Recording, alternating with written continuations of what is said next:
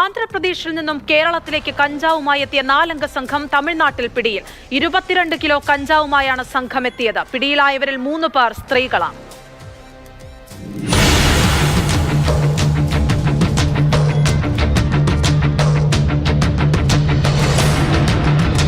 ചെന്നൈ സ്വദേശി സെൽവം, ഉസ്ലാംപെട്ടി സ്വദേശിനി പാണ്ഡീശ്വരി, കൊടൈക്കനാൽ സ്വദേശിനികളായ മുത്തുലക്ഷ്മി, കർപ്പകവല്ലി എന്നിവരാണ് തമിഴ്നാട് പോലീസിന്റെ പിടിയിലായത്. ആന്ധ്രാപ്രദേശിൽ നിന്നും കമ്പം വഴി കേരളത്തിലേക്ക് കഞ്ചാവ് കടത്തുന്നെന്ന രഹസ്യ വിവരം ലഭിച്ചതിനെ തുടർന്നാണ് പോലീസ് കമ്പം ടൗണിൽ പരിശോധന നടത്തിയത്. പുതിയ ബസ് സ്റ്റാൻഡിന് സമീപത്ത് റോഡിൽ ഒരു ചാക്കുമായി 4 പേർ നിൽക്കുന്നത് കണ്ട് സംശയം തോന്നി പോലീസ് ഇവരെ ചോദ്യം ചെയ്തു. കൈവശമുണ്ടായിരുന്ന ചാക്ക് പോലീസ് പരിശോധിച്ചു. ചാക്കിലുണ്ടായിരുന്നത് 22 കിലോ കഞ്ചാവ്. ആന്ധ്രയിൽ നിന്നും വാങ്ങിയ കഞ്ചാവ് കേരളത്തിലെത്തിച്ച് വിൽപ്പന നടത്തുകയായിരുന്നു പ്രതികളുടെ ലക്ഷ്യം. മുൻപും ഇവർ കഞ്ചാവ് കടത്തിയിട്ടുണ്ടെന്നും ഇവരുടെ പിന്നിൽ വൻ സംഘമുണ്ടെന്നുമാണ് സൂചന. പ്രതികളെ കോടതിയിൽ ഹാജരാക്കി റിമാൻഡ് ചെയ്തു. കേസിൽ വിശദാന്വേഷണം നടക്കുകയാണ്.